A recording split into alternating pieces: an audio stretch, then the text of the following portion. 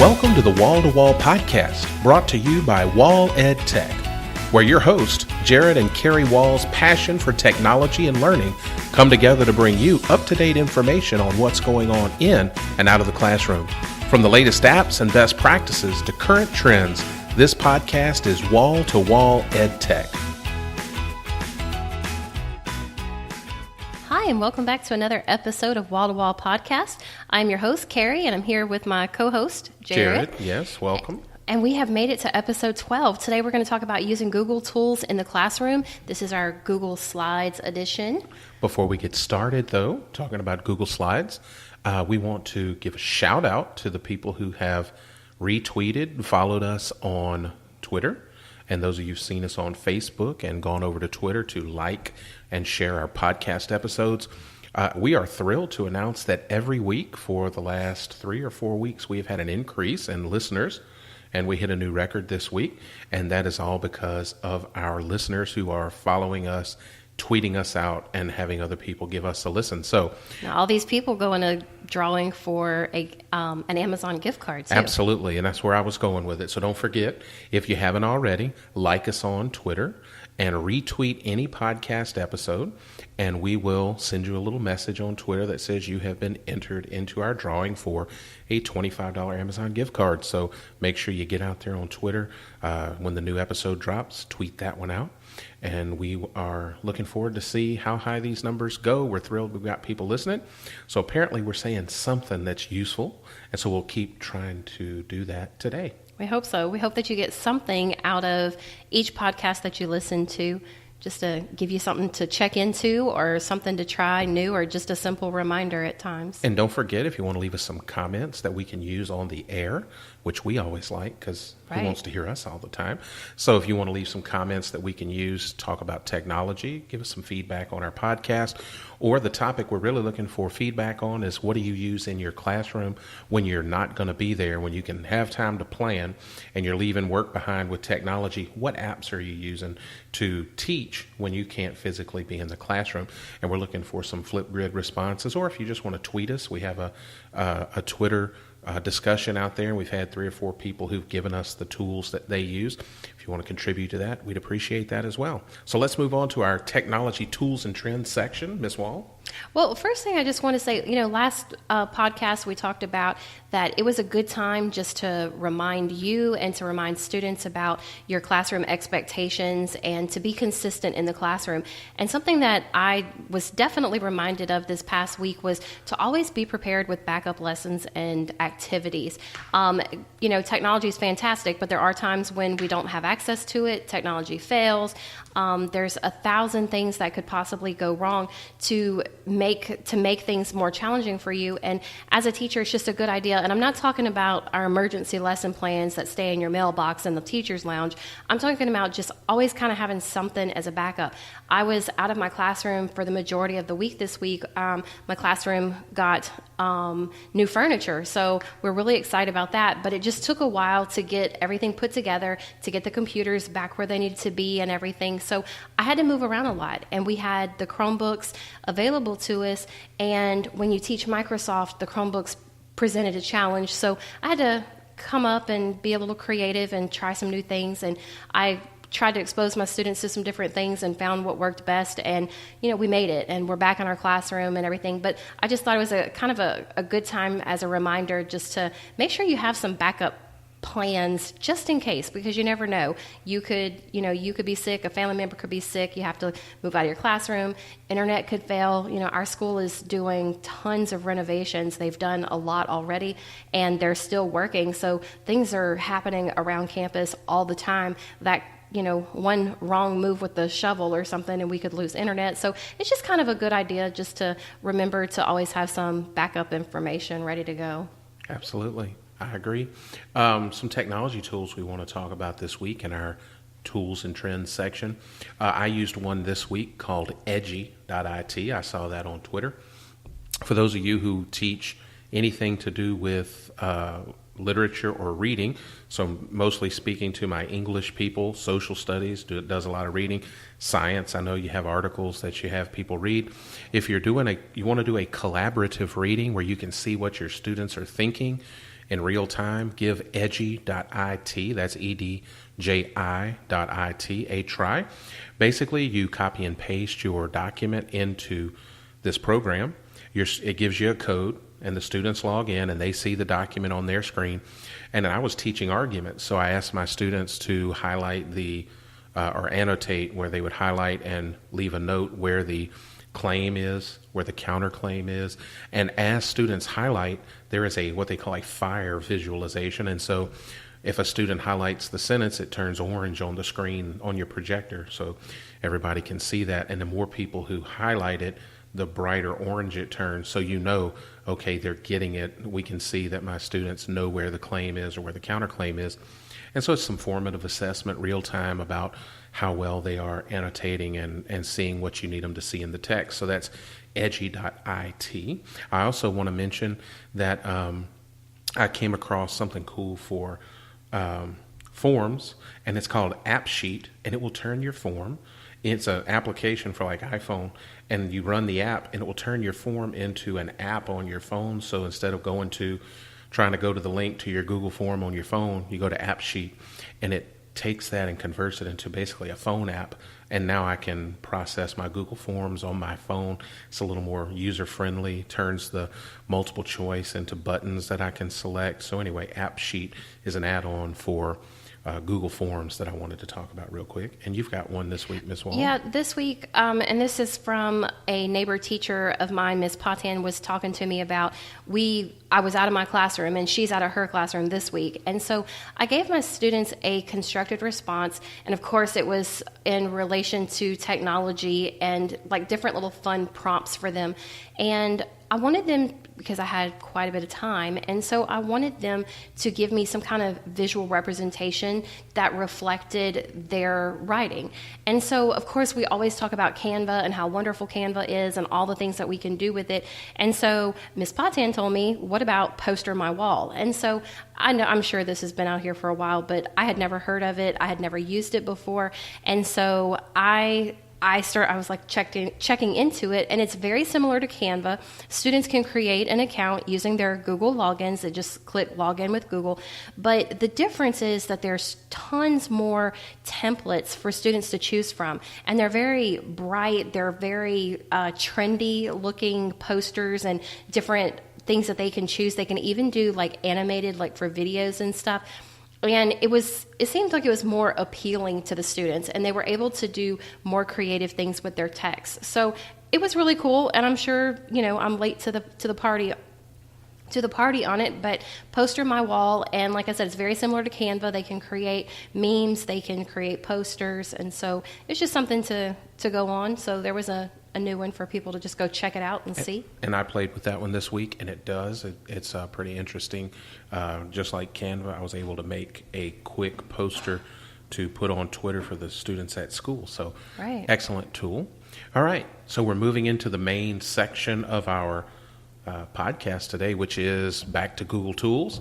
Last week we talked about how we're using Google Docs in our classroom. This week, we're going to talk about Google Slides. Question on our screen here is, what is Google Slides? So Google Slides is a presentation software app program that we use. And it's pretty much like Microsoft PowerPoint. But for those of you who are in a Google Education district, you have access to this. But the Google capabilities with using Google Slides just lends itself to so much more than just a PowerPoint presentation. One of my students, we were talking, we moved into PowerPoint this past week, and I asked them, what do you think that PowerPoint is? And one of my students says, an old version of Google Slides. And so I thought that was interesting, because I thought this was the new updated thing. So PowerPoint's for us old people, apparently. Right. Well, boy, we're old. I mean, I use Google as much as I can, but when you're teaching Microsoft, I have to do some of those things. But so how are you using it in the classroom? Go ahead and get started with that. All right. So one of the fantastic ways that you can use Google Slides in your classroom, of course, is as a presentation software. So if you want to create a presentation to show your kids, if you're teaching something new, works just like PowerPoint. However, we're also using it you can embed things in it. So if I want to show add a video to it online. If I want to put links to different activities, like a hyperlinked Google document that we talked about last week, you can do that as well. Then I can share that with my kids, and it becomes an interactive presentation they can use. If you create your Google Slides, you can share those through Nearpod, which allows you to turn that presentation into a formative assessment that's on the screen of each of your students. So you can just like you've created a PowerPoint, but you've done it in Google Slides, you just hit a button and import that into Nearpod, add questions, and you got formative assessment as you're teaching that tracks that. And then our favorite formative assessment tool that we've been using when we use slides as a presentation tool is Pear Deck, which is also a Google product, and it lays right on top of, it's an add-on to Google Slides. And now, as I'm creating my notes for whatever I'm teaching in class, I can build a question right in with Pear Deck, have my students join my Pear Deck session, and then as I'm teaching, collect formative assessment on the fly right there with the presentation, which is just a fantastic way to do formative assessment and present. It just takes care of both of those things at one time. One of the things I like about Pear Deck, it is an add-on. We've talked about it before because we use it. I use it every day, just about. And one of the things that I really like about it is that whenever you have a presentation, I'm very OCD. Anyone who knows me will vouch for that. And I like everything to be just so all the time. And I like everything to match. So I have kind of like a class theme going in my class with the way that my presentations are set up. And I use Google Slides for this. And so Pear Deck allows me to use my own slides, but there is also the feature that if you don't have a setup or your slide presentation already, that you can use one of their pre-made ones, and it, like you say, just lays right there on top, and you're able to get that formative assessment. We've talked before about Google Sites, and I always have a Google slide as all showing on my screen, and that's where I have my objective and my agenda and the tools that we're going to be using listed in class. And then I have a section where on that slide, that my students know that's what they are to record in Google Keep as their task list. And so by using the Google Slides, you're able to embed that into your Google site as well. And then it keeps like this running list of all the slides that you have on that presentation, but it only shows the first one unless you select to change it to slide 2, 3, 4, whatever. But that way, students are always able to access their activities. If they're absent or they get behind on something or they're making something up at home, they still have access to their work. And that's where we were talking about the interactive abilities, where you're able to embed the videos and the links to different activities. Students always have access to it, and all they have to do is click on that directly from that slide, and they have access to whatever activities you've assigned them. Google also recently, in the last year, updated slides so that you can turn on questions.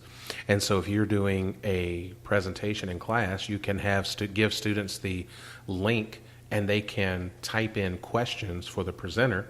And so when you are done presenting, you can pull those questions up, and anywhere students were struggling to understand, you'll have a list of questions, kind of like a parking lot where you write the questions on a big Post-it or on your whiteboard. Instead of having to disrupt your class, those students can just submit those questions, and then you'll have them collected and can deal with those at the end of your lesson. So there's lots of great things you can do as far as a presenter with Google Slides. But what really sets it apart are some of the other things you can do with it, because we can do those things with PowerPoint. But now let's talk about student notes, impromptu student presentations, and portfolios. Here are some great things that I've seen done with Google Slides. Imagine this, through Google Classroom, you create a template for a unit or a topic you're about to teach on. And so you create the template of the slides you want students to complete. So you may have topics you're going to work on, and so each slide has a title that the kids are going to take notes on. They can add images, they can add videos that they find. Basically, the students, as they learn through your unit, as they listen to you, as they work with their classmates, as they research online, they're taking everything they learn and they're building their own presentation as their notes and their learning for this topic or unit that you're doing. And so they're building these, and then you can stop class and say, I want you to turn to a partner or to your table, present your findings for this slide or for the whole topic and discuss what you've learned with the rest of your group. You could stop and at the end of class have one or two people project their presentations and to tell the class what they learned that day. You could even do this with partner share, but it's a place where all of their learning has been collected. You can see it as the teacher. They have access to it to study, and it almost becomes a portfolio of sorts where everything they've learned in this topic you're covering or this unit that you're covering is there for them to study, to go back and look at, to refer to as they're working. So they're not just taking notes, they're creating a digital portfolio of that learning. It might have videos, it might have images, animated GIFs, their own notes, their own writing, everything collected in one place. And just a fantastic way to set that up before you start your unit so that students have this collection of Google Slides, and then maybe they want to use it to go home and teach their parents in order to reinforce what they learned. Parent asked them, what did you learn in class today? Let me show you my Google presentation and then we'll talk about it. All this can happen with slides. So, Ms. Wall. And that's something that they could easily pull up on their phone even Absolutely. And show their parents. What I love about the Google app for your phones, right. Smartphones, you can use all these tools on there as well. Let's talk about what we can do with collaborative slides. You can, just kind of what you said, you can share that template and you can allow students to work together to create their own presentations to teach the rest of the class. I like how you said about impromptu presentations. You know, we've been talking lately about trying to make things relevant for students and so that they understand maybe I'll use this again in the future, maybe I won't.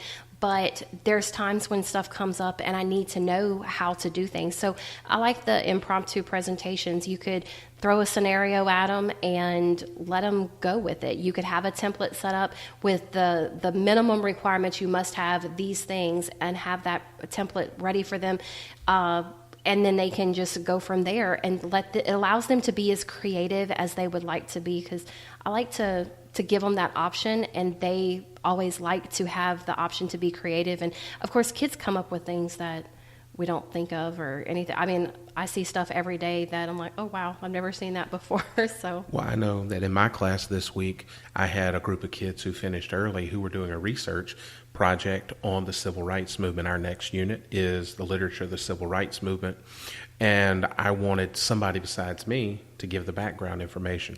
So I gave this group of kids a link to the collaborative slides, and I gave them a collaborative Google Doc with the topics that they were going to research, and they created a Google Slides presentation that on Monday those students get to get up and present to the class what they learned about these different topics about the civil rights movement as a way to activate some knowledge before we get started with the literature. So it was just an easy way for me to give an enrichment activity to allow those students to work as they were waiting on their peers to get finished, but it's going to allow them to also teach the class and show what they learned. So Google Slides is a fabulous way to make that kind of stuff happen. I've also seen where people use Google Slides to make interactive books. So you could literally have your students creating stories, writing their own stories. Each slide is like a page of the story. And you could even do choose your own adventure. So if you're going to do this, click this link. If you would want to do this in the story, click this link, and your slides can jump places. I will also say, as a teacher, I've used Google Slides to create a template on a slide for things like graphic organizers, and done activities with kids for drag and drop, because a lot of the new testing for state assessments requires students to drag information into different columns to organize their thoughts. And so I've created activities where I'm asking students to use a Venn diagram setup and say, compare the text. So what went in the first, what characteristics of the first text go in this column, the characteristics of the second go over here in this column, and in the middle, what did they have in common? And so kids have to drag my already made text boxes with the information. After they read the text, they have to drag them into the right part of the Venn diagram. So you can make some cool drag and drop stuff. I can see science using it to label the different parts of a cell or something like that with an interactive drag and drop. So there's lots of cool ways to use slides. Right. And you talked about how you've been seeing how people use them as like to make a book. You can change the size of your slide as well, and you can change the orientation of the slide so that it does resemble more of a page instead of the landscape, the wide screen. Right. And one thing I have done in the past, and I do it with Google Docs, and I do it with Google Slides, is that kids like comic strips, and so they look at it and they make comic strips. We use it in tables for docs, and for PowerPoint or Google Slides, we have each slide represents one individual little scene of a comic strip, and they like to put stuff like that in there.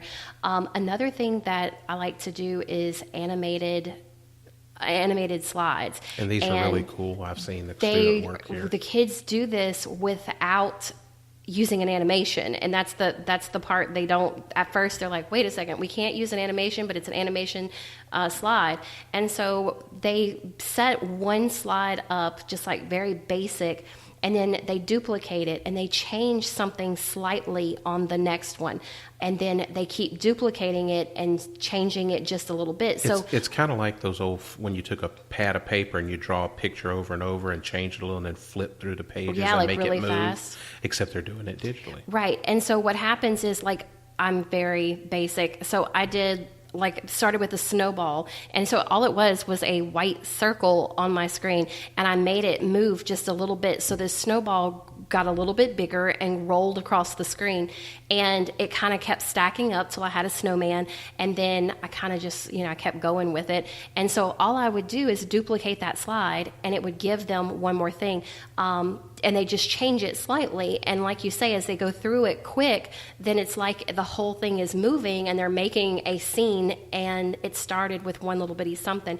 And so we did this actually in one of our clubs that time, and we did it around Christmas. And so I did the snowman just because it was simple for me, and so this little snowman built up.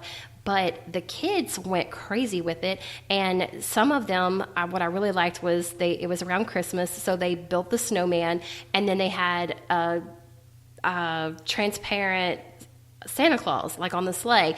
And so Santa Claus flies onto the screen, knocks the snowman over, and then flies off the screen. And so the kids, they all laughed about it and thought it was funny, but that was an animated slide, but when they go through it fast, it looks like it's actually moving, and they thought that was cool, and there were no animations in there. And as the person who's had to judge the contest for these in her classes, let me just say, kids are very creative. So we have given you a few ways that Google Slides can be used in a classroom. You can use it for, of course, presenting, which is probably the most boring way because you've done that with PowerPoint, but present, add formative assessment. You can make it interactive.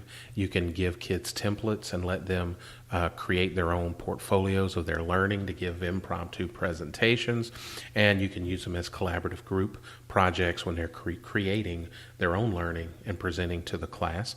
All fantastic ways to use Google Slides. We hope that you learned something useful today.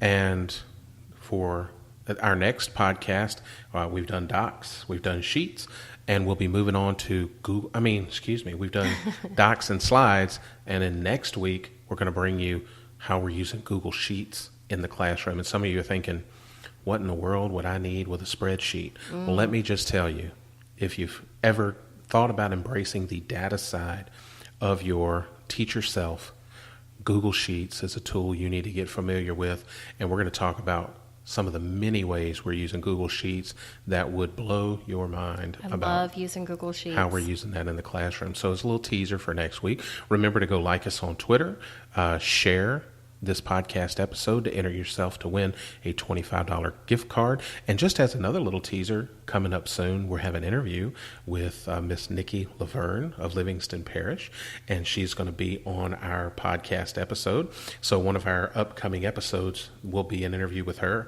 and she'll be talking about the STEAM Express that Livingston Parish came out with. And so we're excited to hear about what went into the making of the STEAM Express and what the purpose is and how it's going for them so far, teaching technology. And the real purpose of that episode is to kind of get a top level view of how the district coordinators of technology what is it they envision for technology in their district, what are their struggles, what are their successes, and what's it like trying to get us as teachers to get on board with technology. So we're looking forward to interviewing her soon. Right. I'm looking forward to it. All right. Well, this is our 12th episode of Wall to Wall Podcast. And for Kari, this is Jared Wall. We'll see you next time. Thank you for listening to Wall to Wall Podcast. You can get all of our podcasts by subscribing to Wall to Wall Podcast on iTunes. For more resources, visit walledtech.com. You can follow us on Twitter or find us on Facebook. Just search for Wall Ed Tech. If you have questions, comments, or things you want us to talk about, visit Wall Ed Tech and send us an email, tweet, or message us on Facebook. We look forward to hearing from you.